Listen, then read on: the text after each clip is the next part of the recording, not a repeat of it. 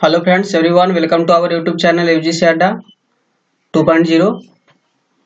तो आज हम रेलवे ग्रुप डी का सेट पेपर से हम क्वेश्चन करा रहे हैं। आज का सेशन पार्ट 1 होगा। तो ओनली फॉर जीएस इसमें है, हालांकि इसमें math, reasoning, GS, current affair सभी कुछ इसमें इंक्लूड है। फिर भी हम जीएस इसमें से क्वेश्चन को अलग करके करा रहे हैं। तो ये द प्लेटफार्म का सेट है, वॉल्यूम 1 से है। तो चलिए, और 25 से प्लस एमसीक्यू आपको यहाँ पर देखने के मिलेंगे। चलिए अब हम लोग अपने क्लास को स्टार्ट करते हैं। आज का फर्स्ट नंबर क्वेश्चन है फ्रेंड्स, बंद कमरे में जहां कोयला जल रहा हो वहां किसी को भी नहीं सोना चाहिए, क्योंकि ऑप्शन है तारकोल से कार्बन मोनोऑक्साइड उत्पादित होता है जो हवा में ऑक्सीजन की मात्रा घटा देता है फ्रेंड्स। सेकंड है कि तारकोल से कार्बन डाइऑक्साइड उत्पन्न होता है जो स्वास्थ्य के लिए हानिकारक है। और थर्ड है तारकोल से कमरे का तापमान बढ़ता है। और लास्ट है इनमें से कोई नहीं। तो इसका आंसर आप लोग दीजिए फ्रेंड्स कमेंट बॉक्स में। तो इसका राइट आंसर हो जाएगा ऑप्शन नंबर ए, तारकोल से कार्बन मोनोऑक्साइड उत्पादित होता है जो हवा में ऑक्सीजन की मात्रा घटा देता है। तो फ्रेंड्स क्वेश्चन है कि बंद कमरे में जहां कोयला जल रहा हो वहां किसी को भी नहीं सोना चाहिए, क्योंकि तारकोल से कार्बन मोनोऑक्साइड उत्पादित होता है जो हवा में ऑक्सीजन की मात्रा घटा देता है। तो इसका थोड़ा सा डिस्कशन देख लें कोयला के बारे में। तारकोल से कार्बन मोनोऑक्साइड उत्पादित होता है, ठीक है फ्रेंड्स, जो हवा में ऑक्सीजन की मात्रा को घटा देता है। और यहाँ पर है नेक्स्ट कि बंद कमरे में जहां कोयला जल रहा हो किसी को भी नहीं सोना चाहिए, क्योंकि वहां कार्बन मोनोऑक्साइड उत्पादित होता है इसीलिए। और यह एक रंगहीन, स्वादहीन, विषैली हवा के बराबर भारी तथा ज्वलनशील गैस है। तो फ्रेंड्स यहाँ तक आपको क्लियर हो गया होगा। तो हाँ, मेरे अभी तक चैनल पर नए हैं तो चैनल को जरूर सब्सक्राइब कर ले और साथ में बेल आइकन बटन को दबा लें, ताकि इससे होगा क्या कि आपको हर वीडियो का नोटिफिकेशन मिलेगा। तो चलिए नेक्स्ट नंबर क्वेश्चन पर हम लोग आ गए हैं फ्रेंड्स। क्वेश्चन बहुत शानदार है कि बल्ब में हमेशा क्या होता है। ऑप्शन है तंतु, प्रकाश, कांच या विद्युत धारा। तो इसका आंसर हो जाएगा फ्रेंड्स, बल्ब में हमेशा तंतु होता है। ऑप्शन नंबर इसका ये सही हो जाएगा, बल्ब में हमेशा क्या होता है, तंतु होता है। चलिए नेक्स्ट नंबर क्वेश्चन है फ्रेंड्स, मलेरिया परजीवी का प्रथम पोषक क्या है। यानी मलेरिया किस न बोलते हैं कि कौन सा मच्छर काटने से फैलता है। तो यहाँ पर ऑप्शन इसका हो जाएगा मादा एनोफ्लिक्स। ऑप्शन नंबर इसका सी सही हो जाएगा फ्रेंड्स, मादा एनोफ्लिक्स। मलेरिया परजीवी का प्रथम पोषक क्या है, मादा एनोफ्लिक्स। चलिए नेक्स्ट नंबर क्वेश्चन यहाँ पर है कि निम्न में से कौन सा एक कवक रोग है। ऑप्शन है रिंगवर्म, श्वेतवर्म, हाथीपाव या इनमें से कौन नहीं। तो कवक रोग इनमें से रिंगवर्म है। ऑप्शन नंबर है यहाँ पर सही हो जाएगा। इनमें से कौन सा कवक रोग है, तो रिंगवर्म है। बताते चले कि रिंगवर्म को ही हम लोग दाद कहते हैं, ये अंग्रेजी नाम हो गया रिंगवर्म। तो रिंगवर्म नामक ट्राइकोफाइटन लेरुकोसस नामक कवक से फैलता है। भी क्वेश्चन पूछ देगा कि रिंगवर्म कौन से कवक से फैलता है, तो ट्राइकोफाइटन लेरुकोसम नामक कवक से फैलता है। यह एक संक्रामक रोग है, इसमें त्वचा पर लाल रंग के गोले पड़ जाते हैं, इस तरह के रहेंगे, त्वचा पर लाल रंग के गोले पड़ जाते हैं। चलिए नेक्स्ट नंबर क्वेश्चन है फ्रेंड्स यहाँ पर कि अग्निशामकों में, जो अग्निशामक में उपयोगिता इनमें से कौन सा अम्ल है। जो आग लगने पर जो अग्निशामक बुलाया जाता है यंत्र को, तो उसमें कौन सा अम्ल रहता है, तो उसमें सल्फ्यूरिक अम्ल रहता है। ऑप्शन नंबर इसका 20 सही हो जाएगा, सल्फ्यूरिक अम्ल होता है। अग्निशामकों में कौन सा अम्ल होता है, तो सल्फ्यूरिक अम्ल होता है।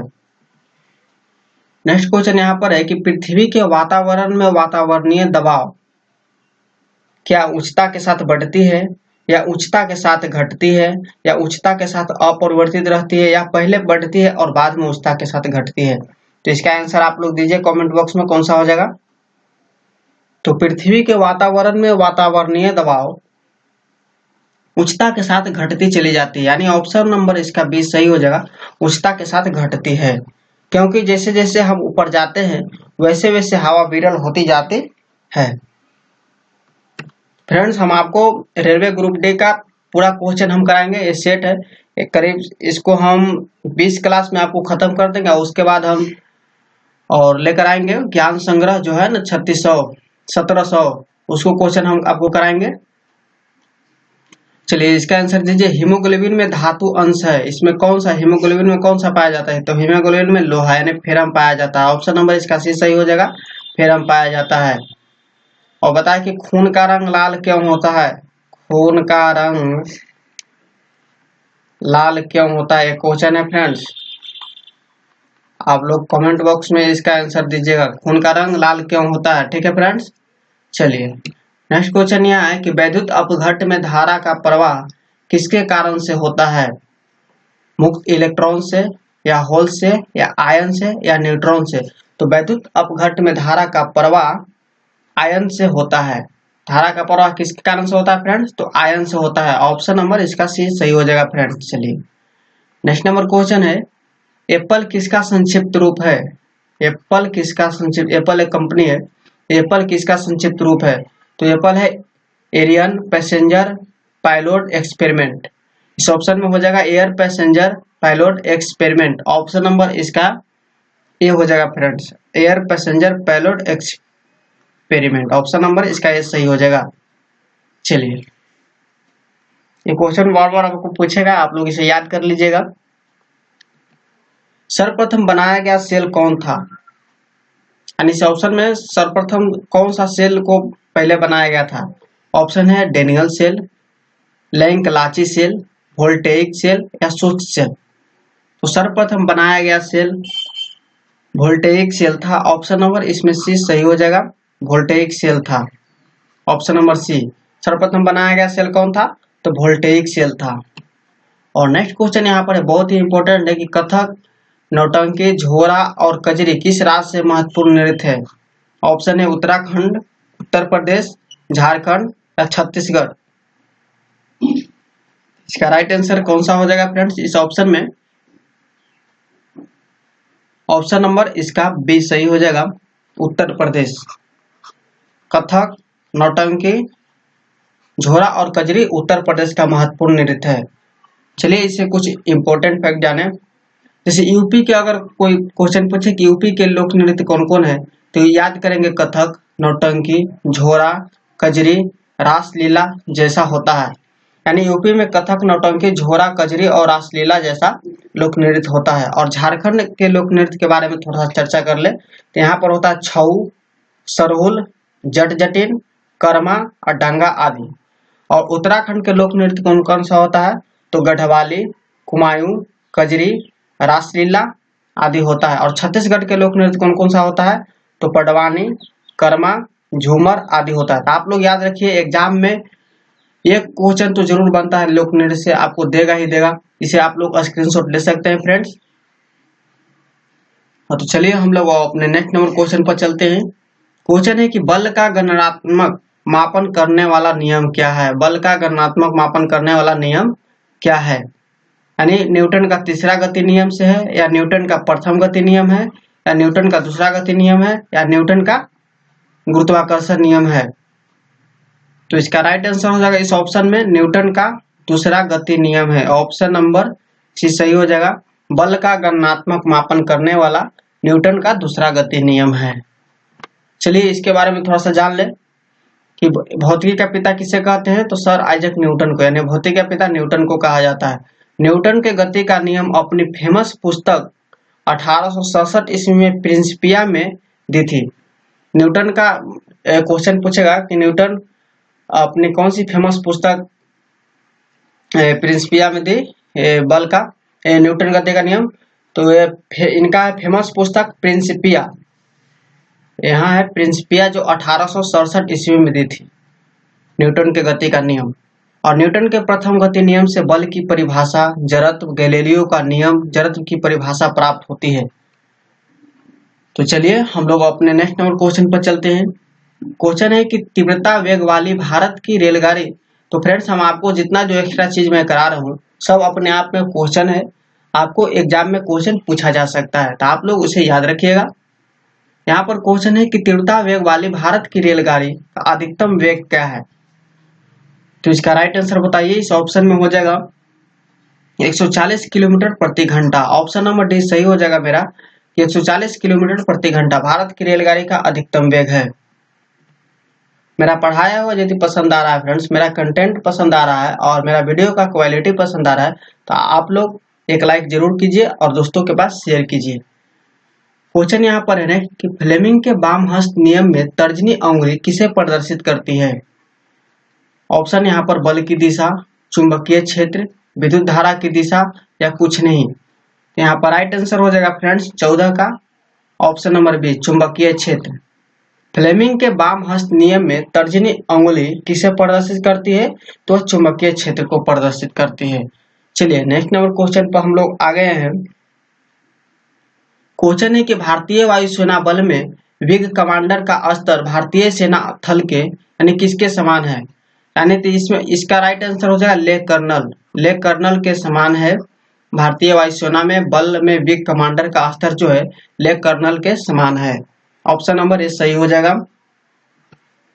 आप लोग हमारे चैनल को जरूर सब्सक्राइब कर लीजिए इस तरह के वीडियो पाने के लिए। और हाँ, इस वीडियो का पीडीएफ पाने के लिए हमारे टेलीग्राम पेज को फॉलो कीजिए, यूजीसी अड्डा 2.0, यूजीसी अड्डा 2.0। वहां पर जीके डाला जाता है, वहां से आप लोग डाउनलोड कर सकते हैं और इस वीडियो में भी हम डिस्क्रिप्शन में लिंक दे देंगे आपको। क्वेश्चन यहाँ पर है कि दाची ग्राम वन्यजीव संरक्षण स्थित है, यानी कहाँ में स्थित है? तो इसका राइट आंसर हो जाएगा इस ऑप्शन में जम्मू और कश्मीर में स्थित है।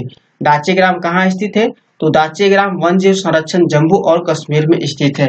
नेक्स्ट क्वेश्चन मेरा है फ्रेंड्स कि नागालैंड की राजधानी कहाँ है? बहुत ही इजी क्वेश्चन, सभी लोग को याद होगा कि नागालैंड की राजधानी कोहिमा है। ऑप्शन नंबर इसका बी हो जाएगा, नागालैंड की राजधानी कोहिमा है। और क्वेश्चन पूछा कि मेघालय की राजधानी कहाँ है? ये भी क्वेश्चन पूछ सकता है ना कि मेघालय की राजधानी शिलोंग है। और इसका पूछेगा तो मणिपुर की राजधानी इम्फाल है।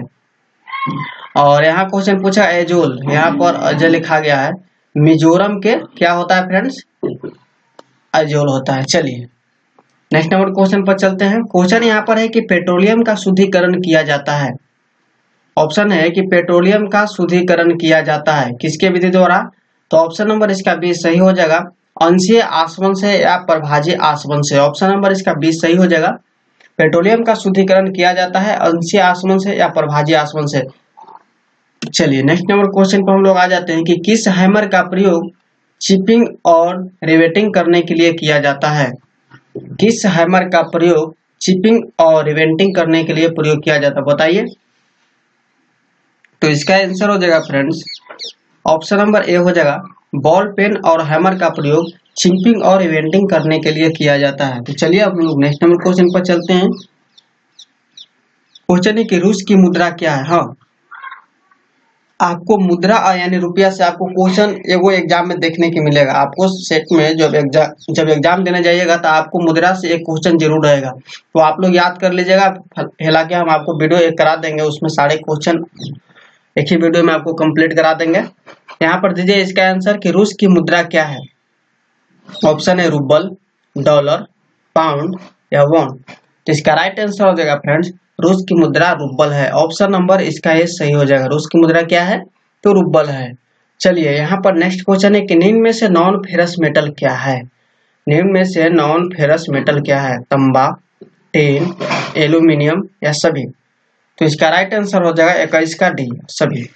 निम्न में से नॉन फेरस मेटल कौन कौन है? तो तांबा है, टिन है और एल्यूमिनियम है। चलिए नेक्स्ट क्वेश्चन है फ्रेंड्स कि धान चावल में उत्कृष्ट किस्म कौन सा है?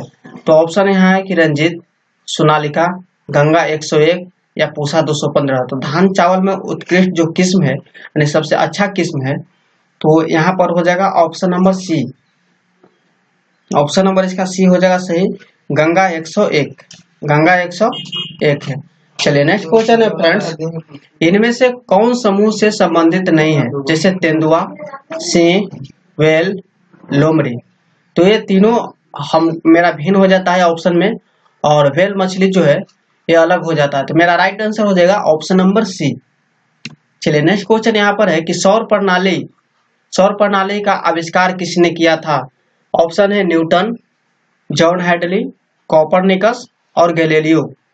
तो सौर प्रणाली का आविष्कार किसने किया था? सभी को याद होगा, कोपरनिकस ने किया था। ऑप्शन नंबर इसका सी सही हो जाएगा, कॉपरनिकस ने किया था। चलिए नेक्स्ट नंबर क्वेश्चन हम कराते हैं आपको कि तारे क्यों टिमटिमाते हैं। बहुत ही सटीक, ये सभी लोग को याद रहता है, बल्कि एग्जाम में कंफ्यूज हो जाते हैं क्या, परावर्तन और अपवर्तन में। तो यहाँ पर राइट आंसर हो जाएगा हमारा ऑप्शन नंबर बी, वायुमंडल के विभिन्न परतों द्वारा अपवर्तन के कारण, यानी सीधा आंसर है कि प्रकाश के अपवर्तन के कारण तारे आकाश में टिमटिमाते हैं। तो फ्रेंड्स आज का क्लास इतना ही, और अभी तक मेरे चैनल को सब्सक्राइब नहीं किया तो जरूर चैनल को सब्सक्राइब कर लीजिए यूजीसी अड्डा 2.0 को। और मेरा सेकंड चैनल है सृजन क्लासेज बाय सोनू सर, उस पर 12th बिहार बोर्ड की तैयारी कराई जा रही है हिंदी का वहां पर। तो मिलेंगे नेक्स्ट क्लास में फ्रेंड्स, तब तक के लिए बाय।